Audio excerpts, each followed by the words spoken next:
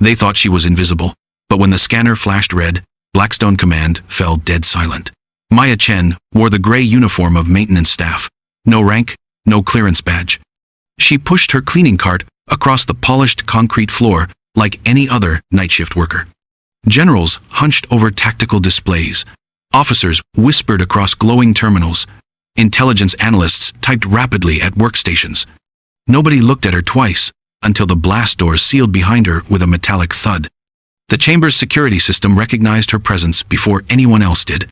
A crimson beam swept the room methodically, then stuttered, broke established protocol, and blinked emerald green. A clearance level long dormant had just reactivated. Every head in the room turned toward the cleaning woman. Maya stopped pushing her cart. Her posture shifted imperceptibly, spine straightening with the precision of ingrained muscle memory. A soldier's reflex buried deep, but never truly broken. The officers exchanged nervous glances. No identification badge visible, no security escort. Yet the quantum encryption system had just granted her access to the most classified War Council meeting of the decade. One technician muttered under his breath, "That clearance signature. It's not even in our current database." The lead general Marcus Kane spoke first, his voice cutting through the tension. "Identify yourself immediately." Maya's dark eyes met his, steady and unflinching. She didn't answer right away. The silence that followed was sharper than any verbal response could have been. Behind the wall of monitors, something shifted in the digital shadows. Lines of forgotten code began scrolling to life across hidden subroutines. A designation flickered once on an auxiliary screen, then vanished like smoke. Eclipse X-7. No one else caught it, but Maya did. Her knuckles whitened imperceptibly on the mop handle, the only sign that the ghost from her past had just materialized. A younger officer, Captain Rex Morrison, laughed nervously to break the mounting tension. "She's just maintenance crew, probably some glitch in the biometric scanner." But the room wasn't buying his casual dismissal. Too much controlled discipline in her stance. Too much tactical awareness burning behind those dark eyes. This wasn't a simple cleaning lady caught in the wrong place. General Kane stepped closer, his combat boots echoing in the sudden quiet. "Why does our most advanced security system recognize you?" Maya's voice emerged low and measured, almost reluctant to break her years of careful silence. "Because it remembers what you all tried so hard to erase." Audible gasps rippled across the command center like shockwaves. The phrase she'd chosen was a cipher, one that only war room veterans from the darkest operations would immediately recognize. Something buried after the Phoenix fire incident. The chamber's central tactical screen suddenly flashed to life without any input commands. A classified overlay appeared, one supposedly purged years ago. Unit positions, extraction coordinates, casualty markers from operations that officially never happened. Maya didn't even glance at the display. She already knew every detail of that blood-soaked pattern by heart. Without hesitation, she spoke aloud, calling out a critical flaw in the retreat vector that had cost lives. Her tactical correction was surgical, precise, and chillingly familiar to anyone who'd studied those failed missions. Chief Intelligence Analyst Sarah Ashford whispered in disbelief, "That's impossible. Only the Phantom Squadron ever identified that strategic weakness." A shadow fell over the entire War Council. The Phantom Squadron had been completely eliminated, their operational records systematically erased, their surviving members officially declared killed in action. General Kane's jaw muscles tightened visibly. "According to every file we have, you should not exist." Maya finally let the industrial mop clatter to the floor with a metallic ring. Her movements became fluid, practiced, every gesture revealing the deadly precision of a soldier standing exactly where no soldier should be able to stand. She didn't deny his accusation, didn't flinch under the weight of a dozen stares. Her only response was meaningful silence, and the terrible recognition burning in her eyes. On the wall-mounted display, the biometric scanner pulsed again. This time, it wasn't a malfunction. Clear as daylight, it displayed one designation before the entire system crashed to black, Phantom 7. The War Council froze like statues. Maya simply straightened her shoulders with military bearing, invisible no longer. "Lost your way, sweetheart?" Captain Rex Morrison's voice sliced across the room with mocking arrogance. Maya turned her gaze toward him, flat, cold, emotionally void. Not anger, not fear, something far worse. The look of a battle-hardened operative who'd buried too many secrets to flinch at childish provocation. Morrison blinked hard, like he'd just walked face-first into Arctic wind. The smirk died on his lips. She turned back to her cleaning cart, dragging the mop handle in a perfect tactical arc across the tile. And that's precisely when all laughter died in their throats. Because the reinforced doors opened with a hydraulic hiss, and General Marcus Kane stepped fully into the briefing chamber. 4 platinum stars gleamed on his chest, a permanent scowl etched deep into his weathered face. A man the media called a strategic genius, the Pentagon brass called impossible to control, and every aide called absolutely terrifying to work for. Kane didn't smile, didn't blink. His predator's eyes swept the room methodically, landing on Morrison, then Maya, then back to Morrison with laser focus. "Captain Morrison," Kane said, his voice steady as granite. Morrison nearly dropped his steaming coffee mug. "Yes, General, sir." "What's standard protocol when an uncleared civilian gains access to a code black tactical briefing?" Morrison swallowed hard, his throat visibly working. "Immediate security notification and physical removal, sir." "And did you notify base security?" Morrison's eyes flicked nervously toward Maya, then back. "No, sir. I assumed." "You assumed wrong." The words hit like hammer blows. The silence that followed was suffocating. Kane studied Morrison for several beats longer than necessary, letting the weight of authority crush down. Then he delivered 2 words that changed the entire atmosphere. "Carry on." The officer snapped to rigid attention as Kane took command of the tactical floor. Old school military style, 1 digital presentations, no synchronized briefing slides, just a real-time combat simulation grid projected across the wall in harsh blue light. "Deep infiltration exercise," Kane barked without preamble. "Downed operative behind enemy lines, imminent threat of encirclement, multiple hostiles converging, analyze and execute." Captain Morrison leaped at the chance to redeem himself. "Sir, primary team overextended beyond the safety perimeter. They walked directly into a prepared ambush." "Wrong!" Kane's voice cracked like a whip, his laser pointer stabbing at the ridgeline on the display. "They weren't ambushed, Captain. They were systematically funneled." This wasn't operational error. It was command-level miscalculation. Maya blinked once, recognition flashing across her features. She knew that terrain, not from simulation databases. She'd seen it painted in blood and smoke. "Extraction point?" Kane demanded. Morrison hesitated, studying the topographical data. "Northwest Ridge appears tactically viable, sir." Maya exhaled sharply through her nose, barely audible, but Morrison caught the sound. He spun toward her, his voice rising with desperate aggression. "Something amusing to you, lady with the mop?" No response. She continued cleaning with methodical precision. "You have some expert opinion on combat extractions under enemy fire?" His voice climbed higher, desperate to reclaim authority in front of his peers. This time, Maya met his stare directly, calm and surgical in her assessment. "If that ridgeline is compromised, you're evacuating your people straight through enemy sightlines without smoke cover or elevation advantage. You might as well launch signal flares and start counting body bags." The entire command center went dead silent. Every officer stared in shock. She hadn't raised her voice, hadn't shifted her professional tone. It wasn't defiance or insubordination. It was tactical correction from someone who clearly knew. General Kane tilted his head slightly. "That assessment is absolutely correct." Whispers rippled through the assembled officers. Morrison's face flushed crimson, but he forced a condescending grin. "Lucky guess. Probably watches too many action movies on YouTube." Maya returned to her cleaning duties without another word, but Kane wasn't finished with his demonstration. "Captain Morrison," he said with deadly calm, "you just got tactically outmaneuvered by someone with no military rank, no security badge, and officially no reason to be in this room. Makes me question whether she belongs here, or whether you do." Morrison's swagger evaporated instantly. The silence became absolutely crushing. Kane turned back to the tactical display. "Reset the scenario. Triple enemy presence. Communications blackout. 0 satellite support. Adapt or watch your people die." The lights dimmed to emergency levels. The holographic grid flickered to menacing life. Officers shifted uneasily in their seats.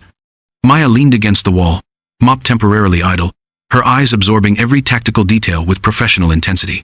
Because she wasn't just cleaning anymore. She was analyzing, preparing, remembering. Commander Jake Torres stepped forward, frantically calculating extraction routes on his tablet. Kane systematically demolished each suggestion. No satellite communication, no artillery support, no air cover. And then, without any warning whatsoever, General Marcus Kane bellowed a single phrase that cut through the air like a blade. "Protocol Nightfall-Seven, initiate." The command center went absolutely still. No one understood the reference, except her. Protocol Nightfall-Seven. The words detonated through the war room like an explosive charge. Silence erupted. Every officer froze mid-motion, eyes wide, hands suspended, breath caught in their throats. Captain Morrison stared blankly, coffee trembling in his grip. Commander Torres opened his mouth to respond, then closed it without making a sound. A lieutenant raised his hand halfway, then slowly lowered it, his face draining of color. Nightfall-Seven, someone whispered at the communications console. What the hell protocol is that? But General Kane didn't repeat himself or offer clarification. He stood motionless, predatory eyes sweeping the room like a hunter waiting for prey to reveal itself. The officers blinked rapidly, shifted uncomfortably, pretended to think, because they instinctively knew this wasn't some obscure regulation they'd forgotten. It was a dead protocol. Nightfall-Seven hadn't been used in 22 years.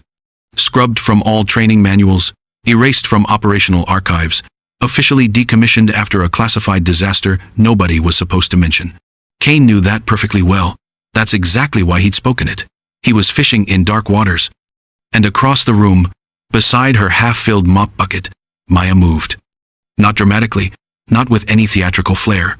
She simply straightened her posture, rolled her shoulders back, positioned her feet together, lifted her chin, and locked her arms precisely at her sides.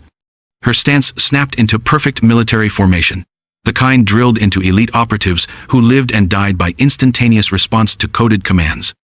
She didn't blink, didn't flinch, didn't hesitate for even a microsecond.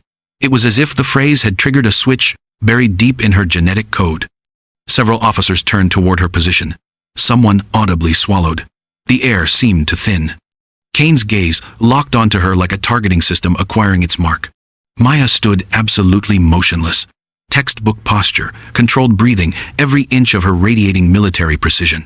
The janitor, the background noise, the invisible woman, suddenly revealed as something else entirely. Trained, battle-tested, real. Morrison broke the suffocating silence, his voice cracking with strain. Is this some kind of elaborate prank? No answer from anyone. Kane lowered his arm, his combat boots echoing as he stepped closer to Maya's position. When he spoke again, his tone dropped low, almost reverent. Where did you learn that protocol response? Her lips parted just slightly. Camp Blackwater. Unit designation Eclipse. Subgroup 7. Kane's jaw locked tight. No one in that room had ever heard of Eclipse 7 because no one was supposed to know it existed. He snapped toward the command console. Aegis, validate that unit designation. The AI system chimed with cold electronic precision. Eclipse 7. Clearance level. Obsolete. Reference sealed under Directive Phoenix Black. No additional data available for current query. Kane moved fast. Override security protocol. Purge search trace. Purge acknowledged. The AI replied, with mechanical indifference. The holographic tactical map flickered and died. Projector went dark. Simulation vanished. Emergency lighting stayed dimmed. Uneasy murmurs rippled through the assembled officers. Torres stepped forward, his voice tight with confusion. General, what exactly is happening here? Kane ignored him completely. His tone became granite hard. Everyone out. This briefing is terminated. No hesitation this time. Tablets snapped shut. Chairs scraped against metal flooring. Officers filed out in absolute silence. Only Torres lingered, his eyes flicking nervously between Maya and the general. Not you, Kane said, his voice graveled and low. You stay. The blast doors sealed with a definitive thud. The command center fell into cemetery quiet. Kane studied Maya again, not as a security nuisance now, but as something far more dangerous, something from his own buried past. Maya Chen, he said slowly, testing each syllable, or should I say, Operative 7. She relaxed her rigid stance just slightly, the first sign of acknowledgement. I was told you were killed in action, he said. Her reply came flat and emotionless. That was the general idea. Where have you been hiding all these years? Right here, in plain sight. Kane drew a breath heavy with recognition and growing dread.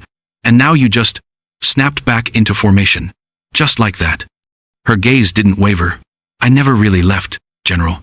I was just waiting. Kane's voice hardened with military authority. Do you have any idea what happens now that you've revealed yourself? Maya's eyes narrowed dangerously. I know exactly what happens now.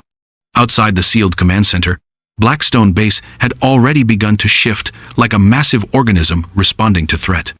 AEGIS core systems locked down communications. rerouted corridor access, initiated complete silence protocols. Inside the war room, only 2 people remained. One who thought he'd successfully buried Eclipse-7 22 years ago, the other who had just risen from the grave. The emergency lighting cast long shadows as Kane activated a hidden terminal that wasn't supposed to exist. On the dark screen, a blue signature pulsed, one that only Eclipse operatives would recognize. "Someone reactivated your fire team's call sign," Technical Specialist Lisa Park muttered from her position at the intelligence station. Her voice was carefully controlled, but her hands betrayed her. They were shaking. This shouldn't be possible. Maya leaned closer to examine the display. The symbol, embedded in the data stream, was unmistakable, an eclipse inside a triangle. Kilo 7. Her old off-the-books designation that should have been buried forever. "That's not just a communication relay," Senior Analyst David Kim said, his fingers flying across the encryption keys. "It's a shadow mirror. Whoever constructed this data node isn't watching us passively. They're feeding intelligence to something much deeper."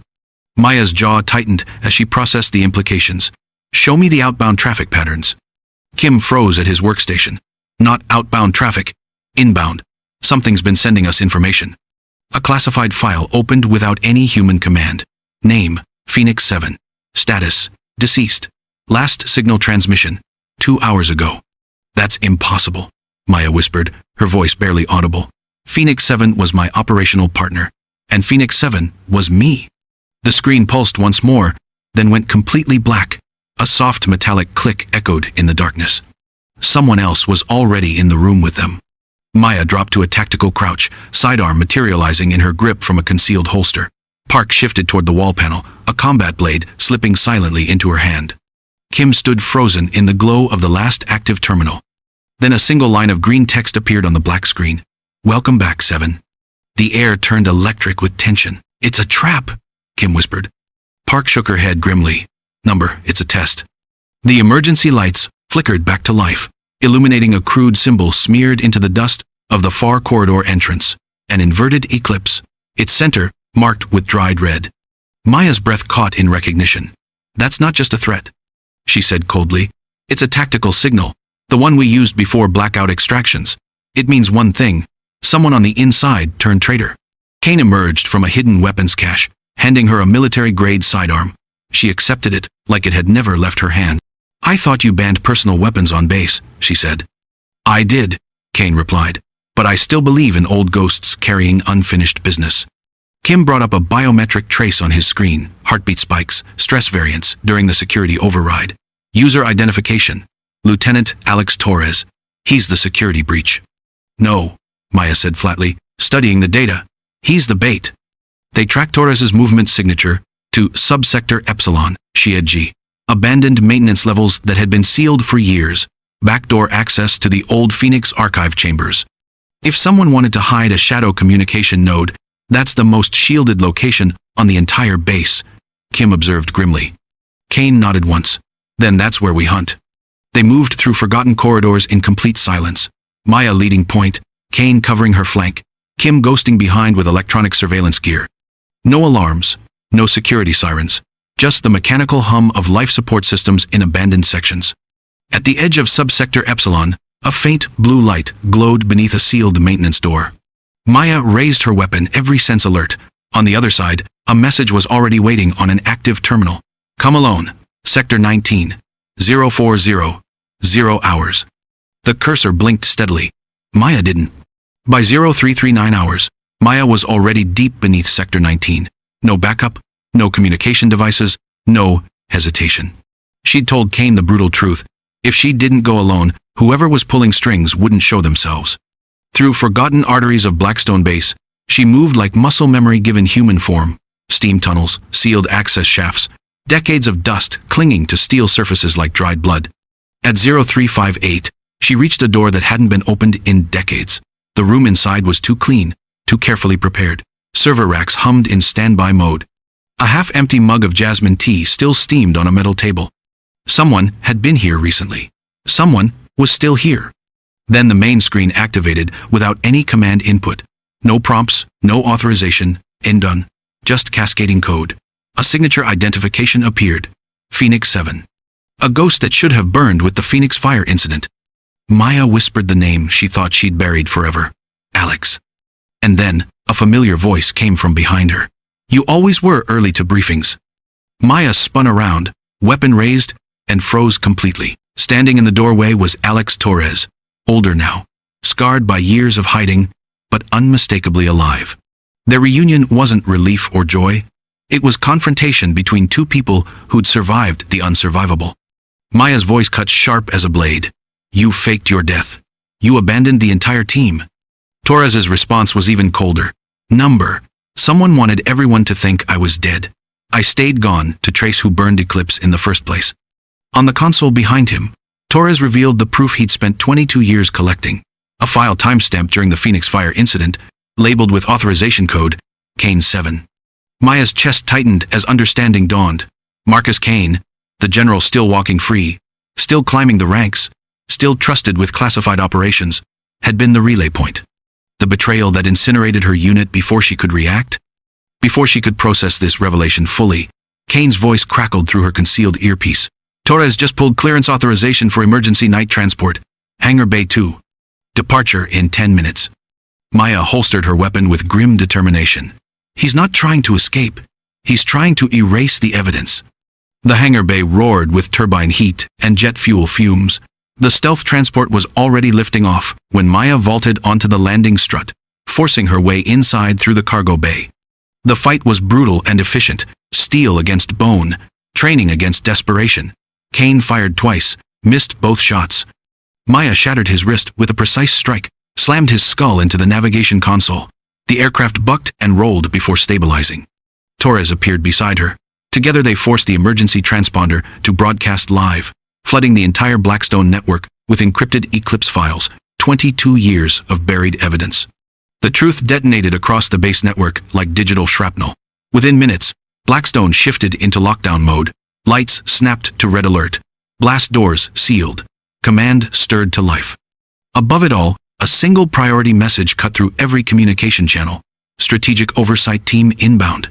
Maya didn't flinch when Park's voice warned through the comm system, "You've bypassed every security safeguard Kane built into this base." She answered with flat certainty.